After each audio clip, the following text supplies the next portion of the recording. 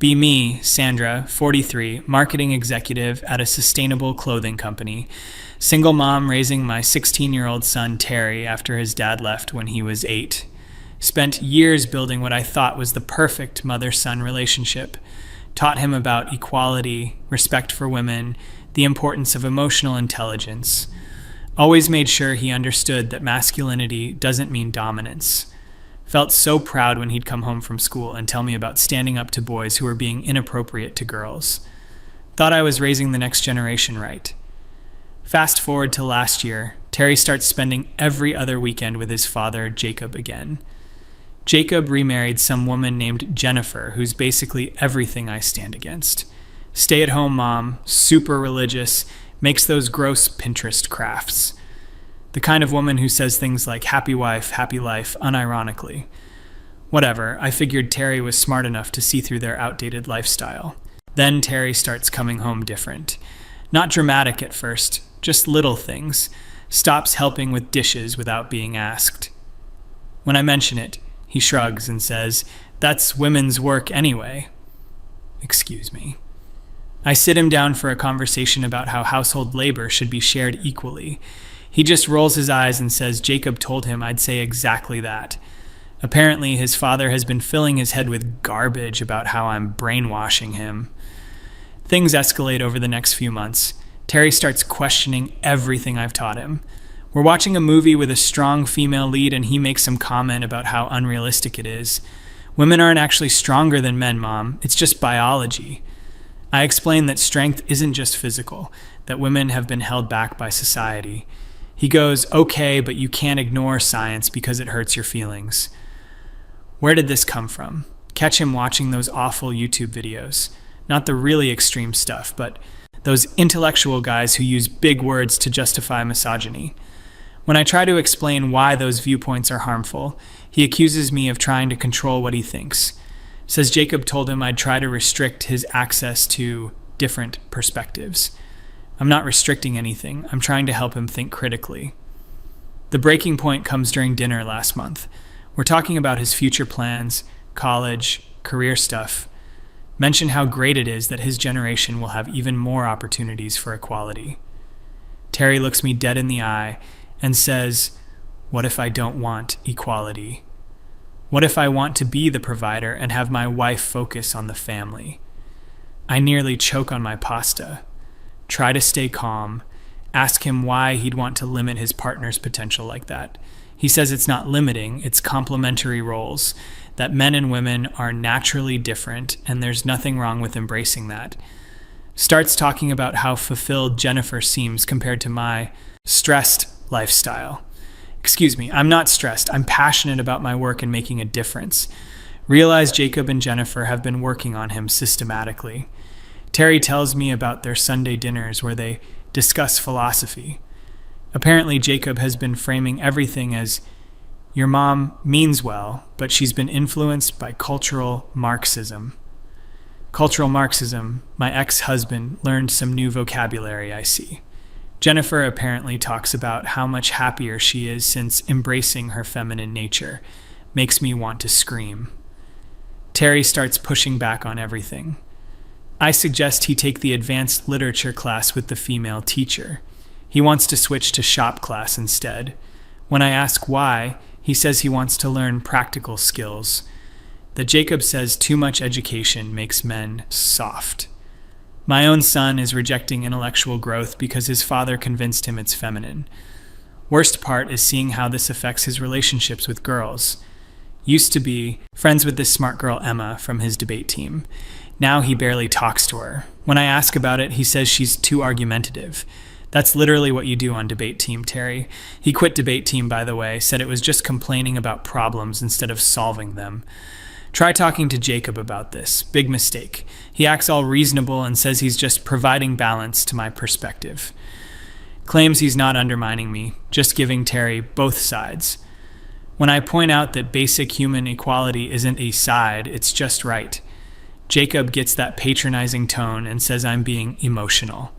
That this is exactly why Terry needs a strong male influence. I want to throw my phone through the window. Terry starts dressing differently. instead of the vintage band shirts and creative outfits he used to love. Now it's all khakis and polo shirts. Looks like a young Republican convention threw up on him. When I comment that his old style had more personality, he says Jennifer helped him pick clothes that are more mature. Since when does mature mean boring? The kid used to love our museum trips, especially the modern art sections, would spend hours analyzing symbolism and social commentary. Now, when I suggest going, he says art museums are pretentious. Wants to go to the Natural History Museum instead to look at real science. Nothing wrong with natural history, but the sudden dismissal of art hurts. Feels like he's rejecting everything we used to bond over. Start noticing how he talks about his female teachers differently. Used to respect Ms. Rodriguez, his English teacher, thought she was brilliant. Now he complains that she plays favorites with the girls, that she's too political when she assigns books with social themes, the same books he used to love discussing with me. Asks why they can't just read normal stories instead. Halloween comes around. Terry wants to dress up as some historical military figure. Not inherently bad, but it's such a departure from his usual creative costumes. Used to love putting together elaborate artistic outfits. When I ask about his costume choice, he says Jacob suggested it, that it's important to honor masculine role models, whatever happened to honoring creativity and individuality. Catch him FaceTiming with Jacob and Jennifer one evening. They're all laughing about some joke I apparently wouldn't understand. When he hangs up, I ask what was so funny. Terry says they were talking about mom logic, that Jennifer finds it amusing how I always need to win arguments. Excuse me for teaching my son to think critically and stand up for his beliefs. Try to involve my sister Kate for perspective. She's more centrist than me, but still reasonable. Terry used to love his Aunt Kate, thought she was cool and funny. Now when she visits, he's polite but distant. Later tells me Kate is trying too hard to be like a man, because she works in construction and doesn't wear makeup every day. I don't even know who this child is anymore. Christmas shopping becomes a nightmare. Terry wants tools and sports equipment. Fine, nothing wrong with those interests. But when I suggest also getting him art supplies or books like usual, he wrinkles his nose and says those are kid things. Since when is creativity juvenile? Jacob apparently gave him a lecture about putting away childish things. New Year comes, and I'm trying to set intentions for our relationship. Sit Terry down for what I think will be a bonding conversation. Ask about his goals and hopes for the coming year. He says he wants to become more disciplined and focused. Sounds like he's quoting a self-help book Jacob probably gave him. When I ask what that means practically, he talks about building character through challenge. Apparently, Jennifer suggested he give up video games and social media for self-improvement. The video game thing actually worries me. Not because I think gaming is essential, but because he used to love creative games, building elaborate worlds. Now he says those games are escapist and unproductive. Wants to focus on real-world skills instead. There's nothing wrong with real-world skills, but why does it have to be either or? Valentine's Day hits, and Terry asks if he can skip our traditional mother-son dinner. We've done this every year since the divorce. Just us, nice restaurant, good conversation. He says it feels weird now that he's older. That Jacob says it might be emotionally confusing for him. What's confusing about a mother spending time with her son? End up eating takeout alone while Terry video calls with his dad. Spring parent-teacher conferences are eye-opening. Ms. Rodriguez mentions that Terry has become less participatory in class discussions, especially when they're covering books with female protagonists or social justice themes. He used to be one of her most engaged students. Now he sits quietly and looks bored during those units. She asks if there's something happening at home. Wish I knew what to tell her. Terry starts talking about college differently too. Used to be excited about studying literature or maybe sociology. Wanted to understand how society works so he could help improve it. Now he's thinking about business or engineering. Nothing wrong with those fields, but the reasoning bothers me. Says Jacob convinced him that liberal arts degrees are useless, that real men build things and create value. Spring break. Terry spends entirely with Jacob and Jennifer, comes back talking about their camping trip and male bonding time. Apparently, Jacob taught him hunting and fishing. Again, nothing inherently wrong with outdoor skills. But Terry describes it like he's discovered his true nature. Says being in the woods made him realize how artificial modern life is, whatever that means. Start noticing he's become judgmental about my lifestyle choices when I get excited about a work project promoting sustainable fashion. Terry asks why I care so much about virtue signaling. Virtue signaling, where did he learn that phrase? When I explain that I genuinely believe in environmental responsibility. He says Jacob warned him I'd say exactly that. Apparently, everything I do is performative in their narrative. Mother's Day comes and goes with a generic card. Used to spend weeks crafting thoughtful gifts. Now it's clearly something picked up last minute. When I thank him anyway, he shrugs and says Jennifer reminded him to get something. At least someone remembered, but it stings that it wasn't his idea. Try suggesting family therapy to work through these changes. Terry reacts like I've suggested electroshock treatment. Says Jacob warned him I might try to pathologize normal male development. Normal male development doesn't include rejecting everything you used to value. Jacob apparently told him that therapy is just liberal indoctrination in disguise. Summer vacation approaches and custody. Arrangements become tense. Jacob wants Terry for most of the summer for character building, some kind of mentorship program through his church. When I research it, it's basically traditional gender role reinforcement camp. Terry is excited about learning real-world skills and masculine virtues. My objections are dismissed as me being controlling and afraid of him growing up. The night before he leaves for summer with Jacob. Try to have one last heart-to-heart conversation. Ask Terry if he's happy with these changes in himself. He looks confused by the question, says he's becoming who he's supposed to be, that Jacob helped him realize he was performing a personality to please me. The kid I raised, who cared about justice and creativity, was performing. Terry says he feels more authentic now, that embracing traditional masculinity feels natural and right. When I point out that he used to love art and literature and helping others, he says those interests were influenced by my expectations, that now he's free to be himself. How is conforming to his father's expectations more free than exploring his own interests? He leaves the next morning with a duffel bag full of khakis and polo shirts. Hugs me goodbye, but it feels perfunctory. Promises to call, but I can tell he's eager to start his summer of masculine development. Jacob picks him up, and they drive away talking excitedly about their plans. I stand in the driveway wondering where my son went. First week of summer, and Terry calls exactly once. Sounds happy and energetic, but completely foreign. Talks about wake-up drills and leadership exercises. When I ask if he's making friends, he mentions some boys with names like Hunter and Blake. Describes them as focused on excellence and not distracted by drama. Whatever happened to his diverse friend group who valued creativity and kindness? Try calling Jacob to check in and get updates. Jennifer answers instead and puts on this sickeningly sweet voice. Tells me Terry is thriving in a structured environment, that he's discovering his natural leadership abilities. When I ask to speak with him, she says he's busy with important activities.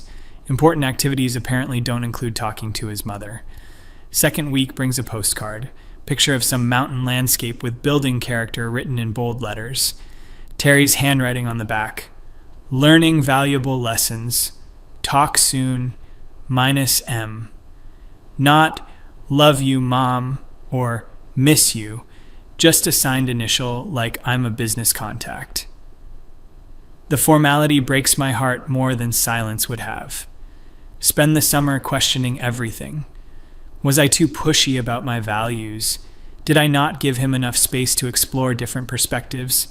But then I remember all our great conversations about fairness and kindness, the way his eyes lit up when he understood complex ideas about justice, how proud I was of his empathy and thoughtfulness. That couldn't have all been fake.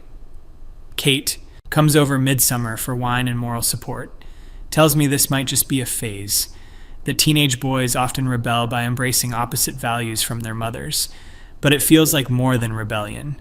Feels like systematic replacement of everything he used to be. Jacob didn't just offer alternative views. He convinced Terry his original self was wrong. August arrives, and Terry comes home for a week before school starts. Barely recognize the kid who walks through my door. Not just the buzzed haircut and rigid posture. His whole way of speaking has changed. Everything is yes ma'am and no ma'am, like I'm a drill sergeant. When I tell him he can just call me mom like always, he says Jacob taught him proper respect. Try to reconnect by suggesting activities we used to enjoy. Art museum gets a polite decline. Bookstore browsing gets dismissed as not productive. Even cooking together, which used to be our thing, feels stilted. Terry stands at attention while I explain recipes. Instead of chatting and experimenting like before, it's like talking to a well-programmed robot wearing my son's face. School starts and parent orientation feels like a war zone. Other parents who know our history give me pitying looks. Mrs. Chen approaches to ask how Terry is adjusting. Wait, no, that's not right. It was Mrs. Patterson. She mentions that Terry seems different, but doesn't elaborate. Probably doesn't want to get involved in family drama. Can't blame her, but the isolation stings. First month of school brings concerning reports. Terry has dropped all his creative electives. No more art class, no more drama club, no more creative writing. Instead, he's taking extra PE and joining something called Young Entrepreneurs Club. When I ask about this shift, he says Jacob helped him choose practical courses. That creativity doesn't build character or provide real value. Halloween approaches and Terry has zero interest in participating. Says costumes and trick-or-treating are childish. Used to love helping me decorate the house and planning elaborate outfits. Now when I put up decorations alone, he asks why I'm encouraging frivolity. Frivolity, he's 16, not a Victorian businessman. Parent-teacher conferences in November paint a clear picture. Every teacher mentions the same thing. Terry is polite, punctual, and completes assignments adequately. But he's lost all enthusiasm and creativity. Mrs. Rodriguez looks genuinely sad talking about his transformation, says it's like teaching a completely different student. Try reaching out to Emma, his old debate team friend. Her mom mentions that Emma misses Terry, but he barely acknowledges her at school. Apparently, he told someone that Emma is too argumentative for friendship, the same quality he used to admire in her intellectual curiosity. Jacob's influence has turned my son into someone who fears strong women. Thanksgiving becomes a negotiation nightmare. Jacob insists Terry spend it with their family unit, meaning him and Jennifer. Says traditional holidays should be celebrated in traditional family structures. When I point out that I'm Terry's family too, Jacob gets condescending, tells me I can see Terry for dessert if I want to participate constructively in my own relationship with my son. Christmas shopping reveals how completely things have changed. Terry's wish list reads like a catalog for future middle management. Dress shirts, leather accessories, books about leadership and success. When I suggest adding something fun or creative, he looks genuinely confused. Says Jacob taught him that material desires should serve personal development. Whatever happened to wanting things just because they bring joy? New Year's Eve. I'm planning a quiet celebration at home. Terry asks if he can spend it at Jacob's instead. Their church is having some kind of commitment ceremony for young men. Sounds like a cult initiation, but Terry is excited about making important promises.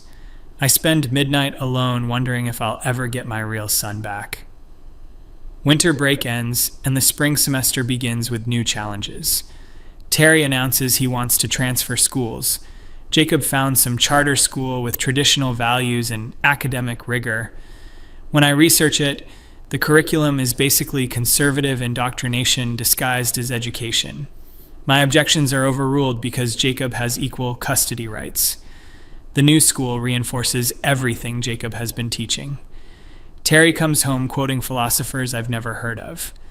Not because they're particularly profound, but because they support traditional gender hierarchies. When I try to engage with these ideas critically, Terry shuts down, says I'm being emotional instead of rational. My 16-year-old son is mansplaining rationality to me. Spring break arrives, and Terry has zero interest in our traditional trip. Used to love exploring new cities, trying local food, visiting museums.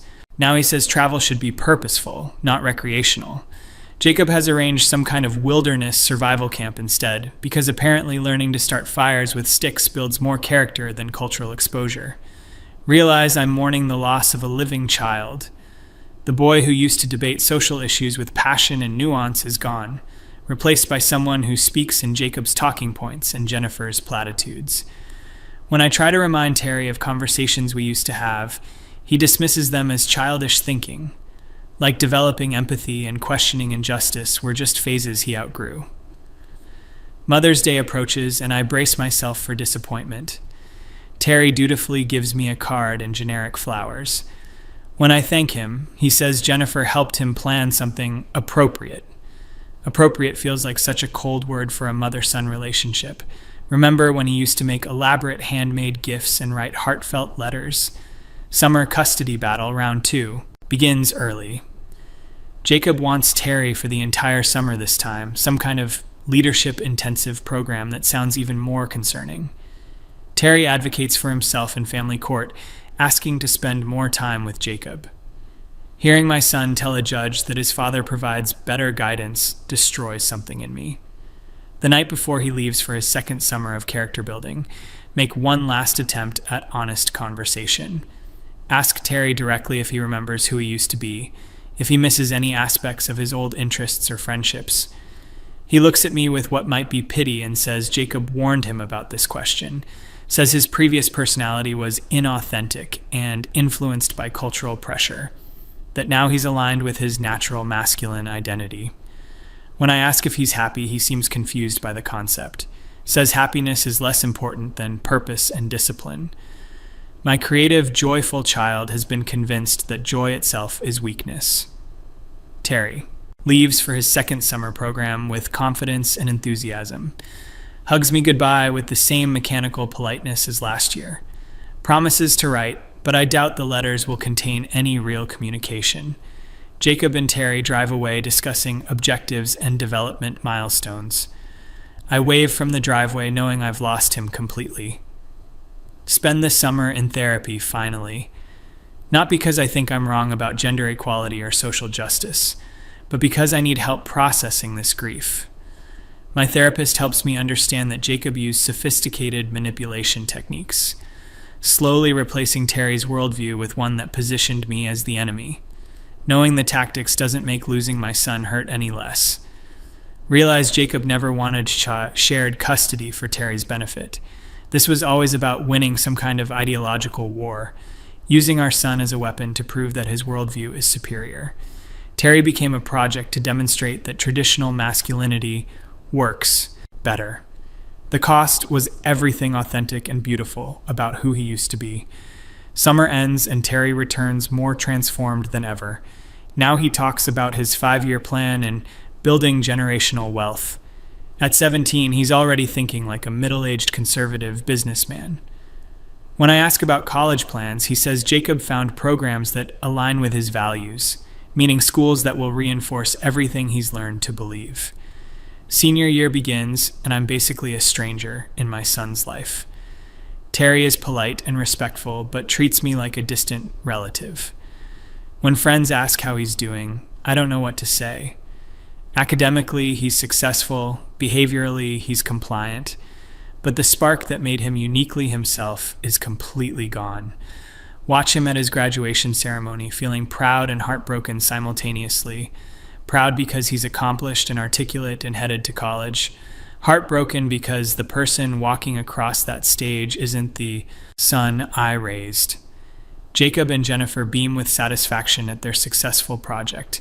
I applaud politely while mourning the boy who used to question everything. Now Terry is 19 and in college studying business. Calls dutifully once a month with updates about grades and activities. Conversations are pleasant but superficial. When I ask about friends or interests, he describes study groups and professional networking. The kid who used to stay up late discussing philosophy now talks about market trends. Sometimes I wonder if the real Terry is still in there somewhere, buried under years of careful reprogramming but not completely erased. Then he'll say something particularly dismissive about women's issues or social justice. And I realized Jacob's work was thorough. My son genuinely believes that his mother's values are naive and destructive. Holidays are cordial affairs now. Terry divides time equally between households per the custody agreement. But it's clear he feels more comfortable at Jacob's house, where his worldview is validated and reinforced constantly. At my house, he's a polite visitor waiting to return home. Dating becomes impossible to discuss. Terry talks about finding a traditional girlfriend who shares his values, someone who wants to be a supportive wife and dedicated mother. When I mention that limiting a partner's potential seems unfair, he gives me that patient look and explains why I'm wrong, using arguments that sound suspiciously like Jacob's talking points. The hardest part is accepting that this might be permanent, that the sensitive, creative, justice-minded boy I raised might be gone forever, replaced by someone I don't recognize or particularly like. Terry isn't cruel or malicious, just completely alien to everything I believe. Jacob succeeded in creating his perfect conservative son.